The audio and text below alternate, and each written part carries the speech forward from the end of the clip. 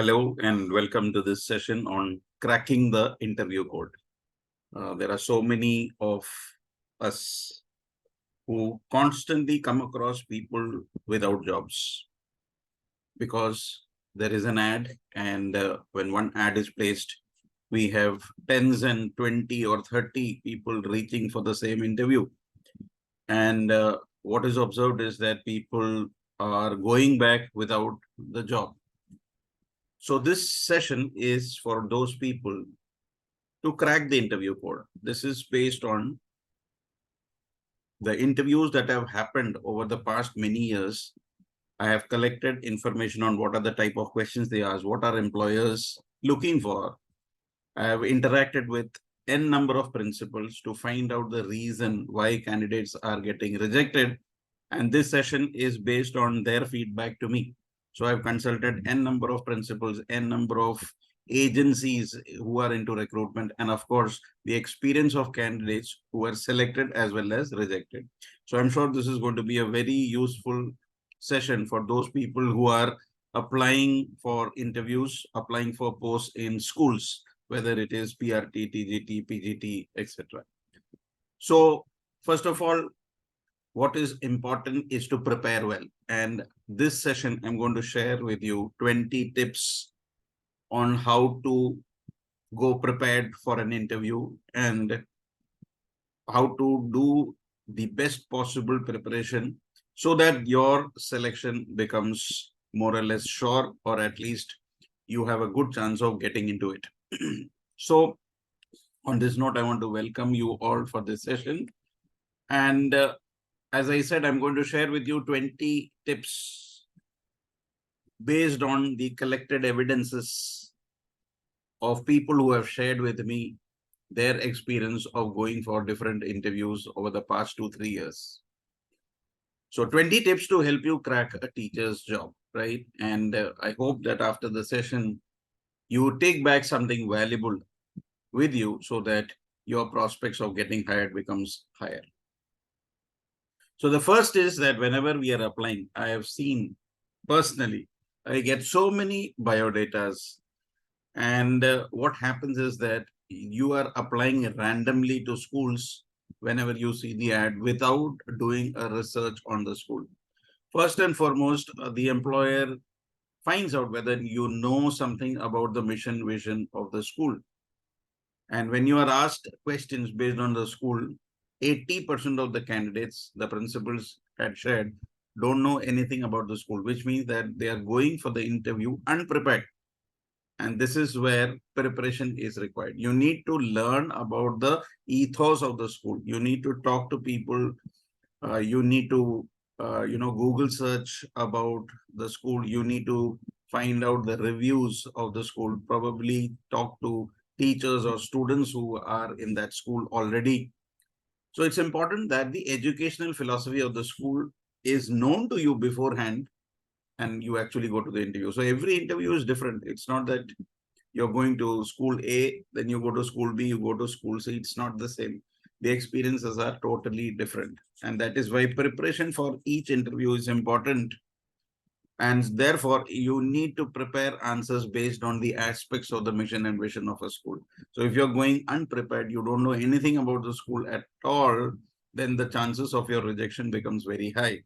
You are going to ABC school and you don't know anything about the school, who's the founder, what is the mission, what is the vision of the school, how many branches it has, who's the principal. This basic information is available everywhere.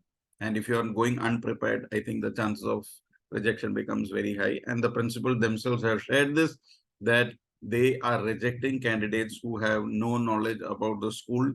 And therefore, obviously, that shows that the person has come unprepared, and they will straight away get rejected because they have not shown interest in their methodology of education which they are imparting. Second is understand the role of the job that is advertised. Many people are applying randomly. Whatever they find, they are randomly applying. So there must be a good CV to project your candidature. Some of the CVs do not have the adequate quality And therefore, what happens? You get rejected at that stage. Some people say that I have applied to 10 schools, but none of them are calling me. That's because your CV is not reflecting good enough characteristics of why they should call you. Because the schools are looking for people who are different. Everybody is a graduate or postgraduate. So what are you going to contribute to the growth of the school differently? That is very important. So you need to prepare a good CV. So when you're applying for a teacher's job, it is important that your experience and expertise is highlighted in your CV, not your experience with other things besides teaching.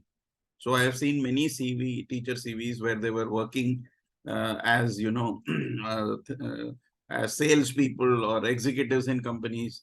People are straight away going to reject your application because they don't want people who are doing this for passing time. They want full-time teachers. They want educators who have come here by choice and not by chance. So it's important that you show your employers that you are coming here by your choice and you love teaching. Teaching is your passion. You love to be with kids. You love to interact with other educators. Education is your prime focus. That has to come out in your CV. So it's important that you go through the job description and understand the specific responsibilities and requirement of that position, right? And the principals are always looking for what you can contribute to the school. Teachers are going to teach. That is going to be a common criteria for all teachers. But what are you going to offer differently? That matters.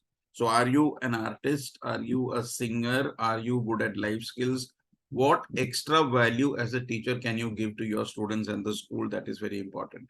So that has to be highlighted. Do you have leadership qualities? What are you going to do extra for the school? Why should the school teach you? Are you going to, is the school going to take you because you're a good maths teacher? Okay. But there are 10 other people who are claiming to be good maths teachers. And most of the people are graduates and postgraduates. They know the content. So what are you good at besides teaching maths? That is important. Are you able to mobilize people? Are you able to interact with kids and give them leadership qualities? Are you good in music? Are you good in something which will give value to the school and the students? That is what is very, very important. And if you're not good at it, then opportunities are there for you to develop those skills. Many people say that I'm not good at this, but they're not willing to learn as well. We are having so many sessions on a day-to-day basis where we teach so many skills, technical skills, soft skills. So if you do not have any skills, why don't you join these courses? Who is stopping you from enrolling, in so many plethora of courses which are available online? You can do so many courses online. You don't have to go anywhere itself. You don't have to spend much. Nowadays, a lot of free content is available, right? So it's important that we upskill ourselves. We cannot just relax and say we are not getting a job. So what are we doing about it? Are we upskilling ourselves? Do you know what is the latest that is happening in CBSE? Understanding the responsibility of the post is very important, and please apply accordingly. The next important thing that has to be kept in mind is that you have to prepare a teaching philosophy. You need to articulate what is your teaching philosophy. How are you going to explain stuff? How are you going to introduce a topic? How are you going to approach education itself? In those 10 or 15 minutes of interview, your employer should know that you are a person of quality. So because that 15 minutes is deciding your future, whether you are fit to be in that school or not. So what is important is that you show your caliber there. You show your expertise there. So how are you going to engage students? Do you have some differentiated methods, tried and tested methods, which you have had in your past schools, or you have developed some new innovative techniques? How do you manage your students?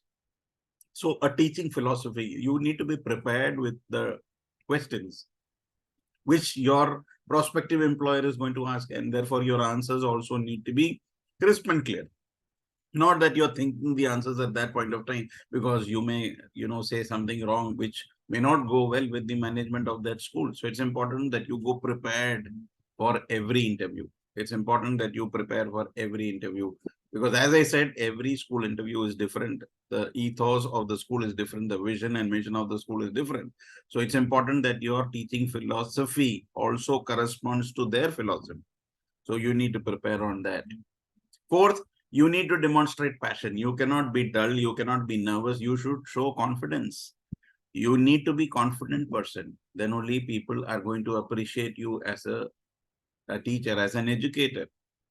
You need to show enthusiasm. So many schools, tell to create, are going to take an interview and they will also call you for a demo class. During the demo class, it's important that you use teaching aids. It's important that you interact with the students. It's important that you ask questions. It's important that you have body postures correctly. It's important that you articulate well. It's important that you prepare your content well. It's important how you deliver.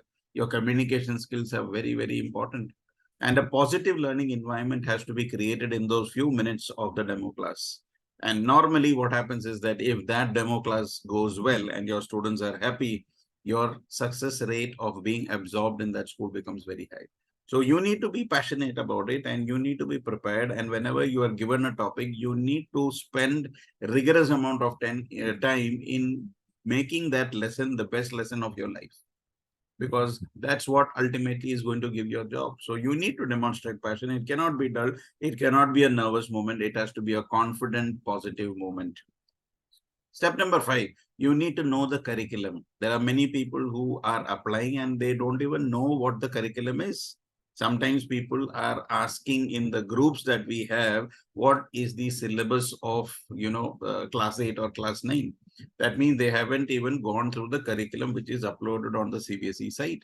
So it's important that we know the curriculum, because unless we know the curriculum, what are we going to teach? We cannot ask for guidance from another person when we are going for an interview.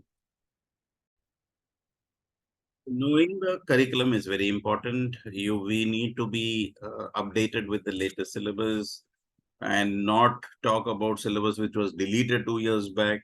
The format of the question papers we should know. So it's important that we show our command in our subject. We should know what is the latest protocols in CBSE as far as internal assessments is concerned. If we don't know all this, then everything is available on the website. We have taken innumerable sessions on it. Please go through that. It's important to be prepared before we go for any interview. Point number 6 is highlight your experience. Always school will require experienced people.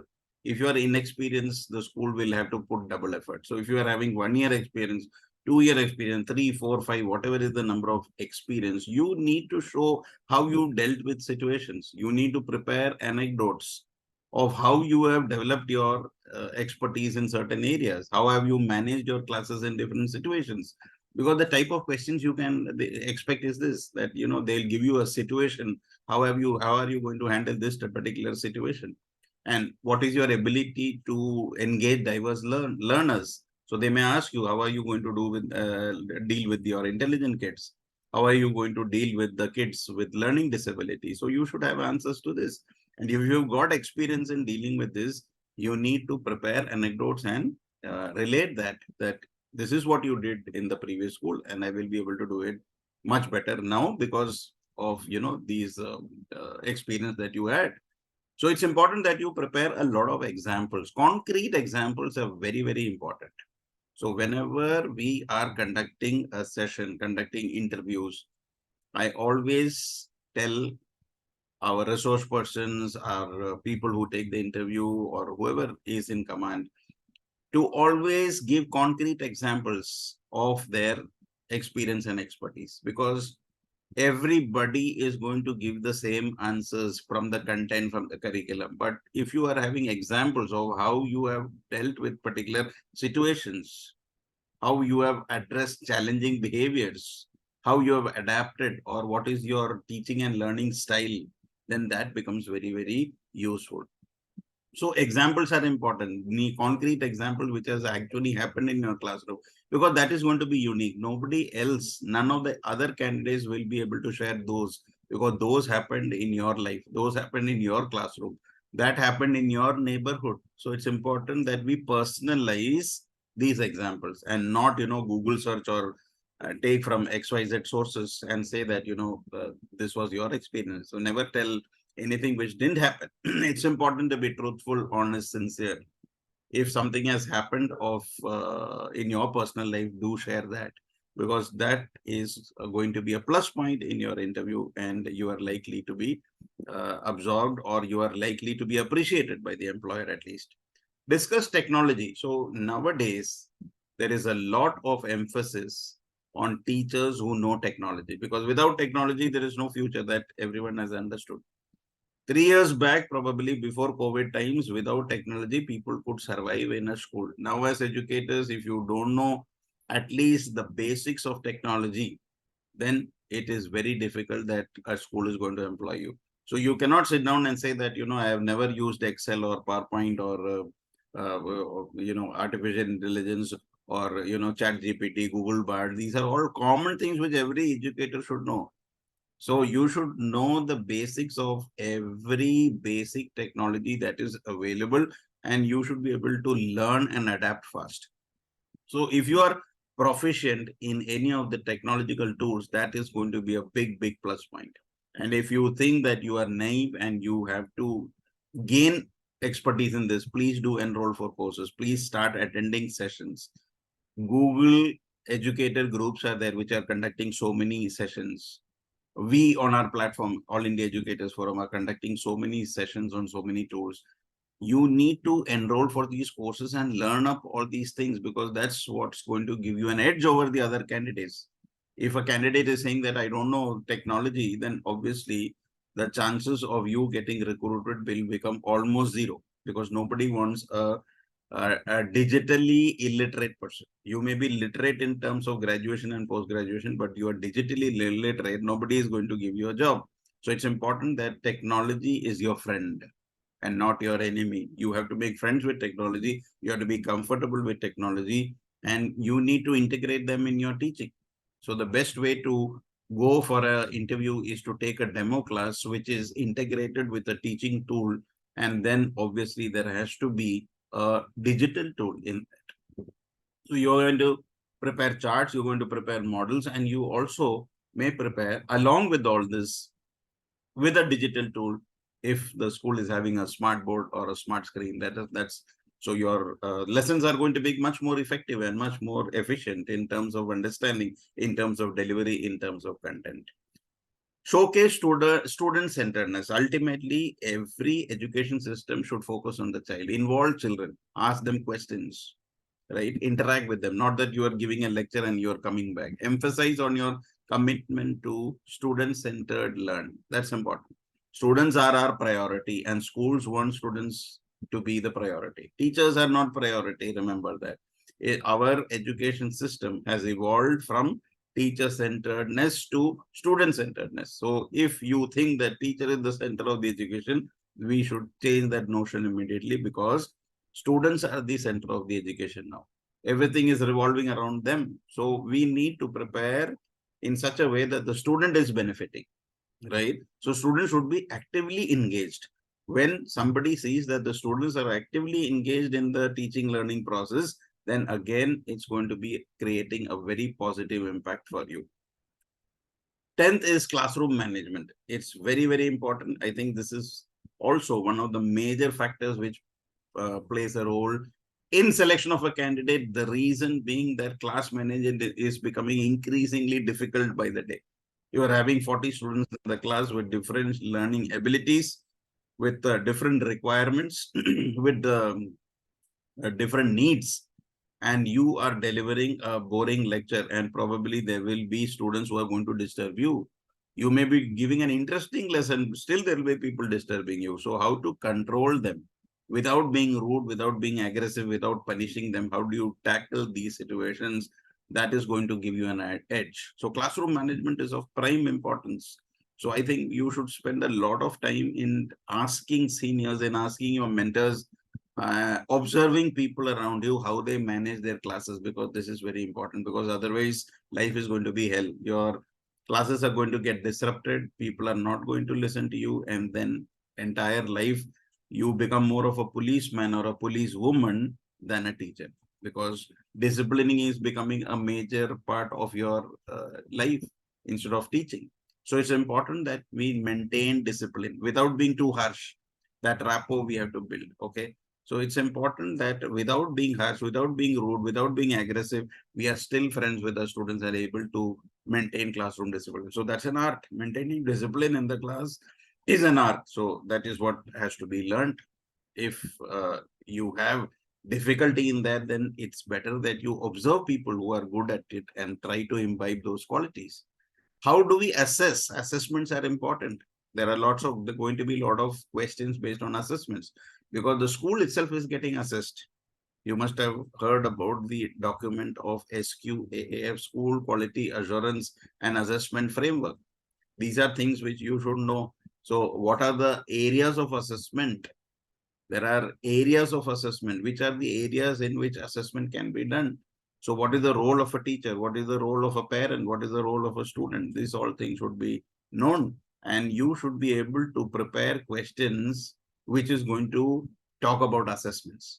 So you need to discuss how are you going to track the students' progress? Because there'll be a lot of questions that you are delivered a lecture and how will you track the progress of students? So we need a plan for that. So you may need to adjust our teaching strategies based on the assessment results. So we have learning objectives and we have learning outcomes. So objective is that the student should learn this, right? And outcome may or may not be the same. So what are we going to do about it? If the learning objective is not achieved, then how is the outcome going to be different? What is the remark for that? How are we going to improve on our scores? So those assessment strategies we need to prepare. So interview is not a joke. It is a full-time preparation.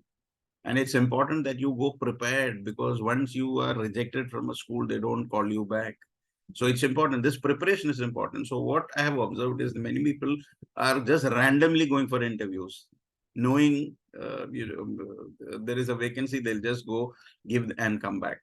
And when I have talked to the coordinators or people who have taken the interview, the feedback that I get is that the candidate was not prepared. They don't know curriculum, they don't know class management, they don't know anything about assessments, they don't know anything about SQAF, what is NCF, what is NEP, they haven't even heard.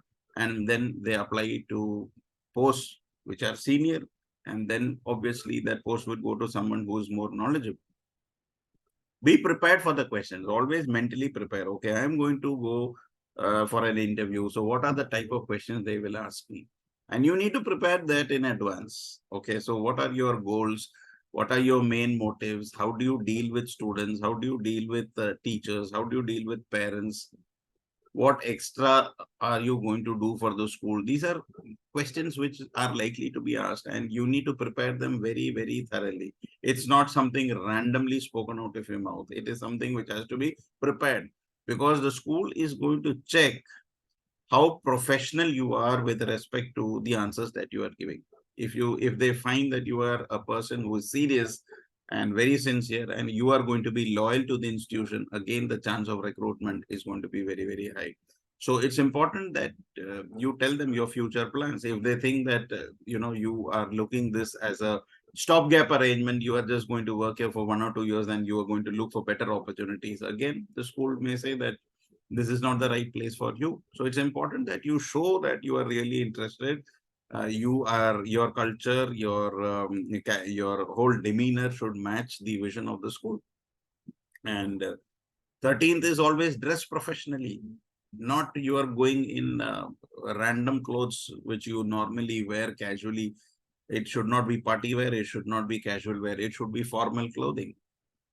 Because this is an important occasion, you need to look your best. You need to look your best. You need to present the best version of yourself. You need to smile. You need to be confident. You need to dress well. When you dress well, you obviously get the confidence. If you're not dressed well, then again, the confidence is not there. According to the climatic condition, according to the culture of the school, dress properly. That's important, right? So appropriate dressing demonstrates your respect for the institution. This is very, very important. If you're not dressed appropriately, then that means that is you are not respecting the institution. So many principals are very, very, very cautious about taking people who are not appropriately dressed for the occasion of the interview. Communication skills, very important. So this is going to be, I think, the make or break thing in an interview. If you are able to communicate well, your chances of getting recruited are very high. So there are people with very good knowledge but are not able to communicate that. You are nervous, or probably your language skills are not that good, you're not confident to communicate, then you are at a loss. So we need to develop that. Nothing on the earth stops you from developing these skills. It's important that if we are lacking in some areas, everybody has got lack, right? There is no person on this earth who can say that I am an expert in everything. We are all learning. As I said in my previous sessions, learning is something which continues till death. The moment learning stops, we are already dead, right? So learning is a continuous process. We should never stop learning. And so we get better. It's not stagnant. We need to be better every day. So it's important that we practice communication skills, talk to people, talk with clarity. What your idea should be concise. Nobody has time to listen to your 1 hour lecture. It's important that every aspect is told quickly, concisely, clearly. There should be no ambiguous statements which people cannot understand. So avoid jargon and ensure that your responses are very easy to understand. It should not have double meanings. Very clear instructions or very clear communication is very important for you, so that the interviews are knowing exactly what you are trying to communicate. Otherwise, they will not have the time to tell you to explain that, because there are so many candidates, they have to go one after the other. It's important that you within that stipulated time, you are able to give the best of what you have prepared. Body language is very important. Continuously shifting from one place to the other, looking here and there, maintain the contact. Eyes need to be looking at the people. You need to be nodding at people to show that you are interested. When somebody is talking to you, you cannot look the other way. There cannot be any habit of yours like scratching or nail biting or habits which will disrupt the free flow of communication should not be there at all. So it's important that our body language is taken care of. Our posture is very important. Eye contact is very important. How our hands are placed is very important. Some people have this habit of shaking their legs continuously. These are all habits which people note. And it's important that we restrict ourselves in these interviews from displaying those body postures which are not, pleasing to the eye. So it is important that we sit up straight. When we are sitting on a chair, don't lean, too much in front or, lean backwards. Our back needs to be perfectly straight. That is very important. So engaged body language is very important. We need to engage ourselves. Our whole body should be engaged in the discussion. It shows that you are interested. The interviewer will be very happy with you when you maintain eye contact, when you smile at them and you show interest. If you show disinterest, you are already frowning or you are sad, or you're not appreciating what they say, you're trying to argue, then obviously the points that they are going to give for you is going to be low. High adaptability. Employers are going to see whether you are going to stay in that institution, whether you are going to adapt to their working style. Okay. So when you are going to a particular institution, they have a different working style. Are you going to adapt to their suitability? That is important. They must be having a certain methodology. You must have come from a different culture and background. Are you ready to adapt yourself? Are you able to accommodate the diverse learning styles and special needs of the students? Okay, you must be coming from South India and you may have to try, work in a school in North, or vice versa. You are in North and you go to South or East or West. The cultures are so different and we need to adjust to their culture. So the employer is going to see that, are you going to be comfortable in teaching students who are not belonging to your state or your culture, or your mannerisms may be different, that your students may find it difficult to accept you as a teacher. So you need to gel with the crowd. You cannot be different, right? So it's important that our mannerisms, the way we speak, need to be as per the school's ethos. So we need to be adaptable to that situation. Collaborative mindset. See, as I have been repeatedly saying in my sessions, no man or a woman is living in an island. We are living in a society which needs to network. We need to collaborate. Unless we have that collaborative attitude, if you say that I know everything, I don't need to collaborate with anyone, then we are wrong. The school will not take you. The reason being that there is a lot of events that happens in schools which requires teamwork. And if you are a solo player, then we are not playing chess here. We are playing a football match. We have a team. So you need to be a team player because the school needs team players. They don't want soloists. They want people who will lead the team, who will be a prospect for the team, who will add value to the team. So that's important that you need to, take up different roles in the team. Sometimes you can be the leader, sometimes you need to be a participant. So you need to adjust well and contribute to the growth of that group. So it's important that we are dealing with stress. We deal with your colleagues, parents, all the stakeholders, and we need to create a positive and productive educational environment. Cultural sensitivity is very important because, as I said, we are living in a multilingual, multicultural society where students from different regions are coming in our classes. We cannot discriminate anyone on the basis of caste, creed, and religion. And if you are having any ideologies towards a particular religion or towards a particular caste or towards particular language, then I think that's going to be a big barrier as an educator. As an educator, I think we should be the purest souls of justice. People or students should think you as a judge, right? So judge, you've seen the Indian judicial system, there is a black cloth tied around the eyes of the justice. So what happens is that uh, just like that, if we compare ourselves in our class, we need to be just like that, irrespective of who the person is, what is the financial condition of the student. So cultural sensitivity is important. We cannot make random comments discriminating anyone. So how you create an inclusive environment in their class is very, very important. Showcase professional growth. Okay, so in your CV, you've already discussed what are your good qualities. You also need to showcase your professional development. What are the certificates that you have taken in the past so many years? What are the workshops that you have attended? What are the teaching practices that you have enrolled with? What are your future plans? So it's important when the employer knows that you are a progressive educator, they want you because they know that you are going to be an asset to the school. You are going to provide value to the school because you are someone who is learning. People are going to appreciate you because you've attended so many workshops, and 90% of the people who may not have attended the workshop that you have attended may not be skilled. So it's important that you are skilled. You not only with the basics content that you're going to teach, but besides that, what all do you know? Do you know the CBSE protocols? Do you know the internal assessment protocols? Do you have technological skills? Do you have soft skills? As I said, so these are going to show how your professional growth is going to shape in the coming years.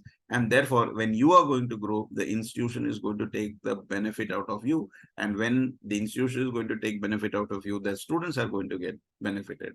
So are you up to date with the current teaching practices is very, very important. And of course, at the end of the interview, always, it should be a pleasant exchange of greetings. Never go with negative thoughts. Always follow up your interview with a thank you, or you could even send an email to them expressing your gratitude for giving you a chance for the interview. It's important that you reinforce your interest and professionalism. Many people, many schools appreciate your email, the letter that you have sent. Sometimes what happens is that you mess up the interview. So what happens is that write a letter to them that, I was nervous on this day.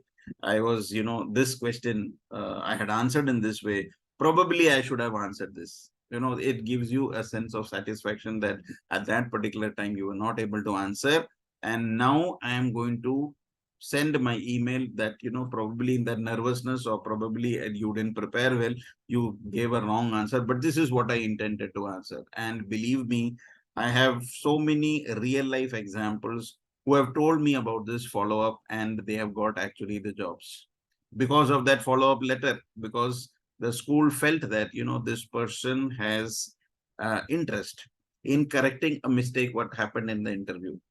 So a follow-up note, a follow-up email always helps. And even if it doesn't help, it gives you the satisfaction of giving a correct answer, giving a thank you, and expressing gratitude. The more grateful we are for the opportunities that we have received, even if you don't get the job, even if they have called for the interview, you send a thank you note. I think it's going to spread happiness not only for you, but for the employer as well. And they're going to appreciate, and who knows that they may call you for something else next time. So it's important that we follow up with a thank you email expressing gratitude for the opportunity. So you may, as I said, you may or may not get the job, but it's important that you clarify if any mistakes that you did, or you want to say something to them. It's important this follow-up mail is going to cover up for all the deficits that you had in the interview. So as I said in the beginning of this, always be the best version of yourself, be confident and be up to date. And remember that you're not only being evaluated for your teaching skills. Now, you are no longer only a teacher. There are multi-dimensional aspects to an educator. It's not only about teaching skills. It's about your mental wellness. It's about your health. It is your passion for education. It is how you demonstrate that how you can contribute to the school's success. So if the school feels that by taking you, you are going to be an asset and you are going to contribute something to the growth of the school, then definitely you're going to take. So I hope I was able to give you some tips. And as I said, these tips are something which I've collected over a period of time, listening to interviewers, listening to people who went for interviews, both successful candidates and rejected candidates. So I hope I wish you all the best, and I hope these tips are going to help at least some of you in getting jobs in the near future, because the competition is very high. And, as I said, for every one job, there'll be 10 or 20 people going, but it's important that we go prepared. We are positive about the whole affair, not get discouraged by rejection, but we keep trying. And I'm sure you are going to become better and better with each interview, and definitely you will land up with a job. So best wishes. And I hope that when you go for the next interview, you're going to be better prepared than what you were doing in the past. Thank you.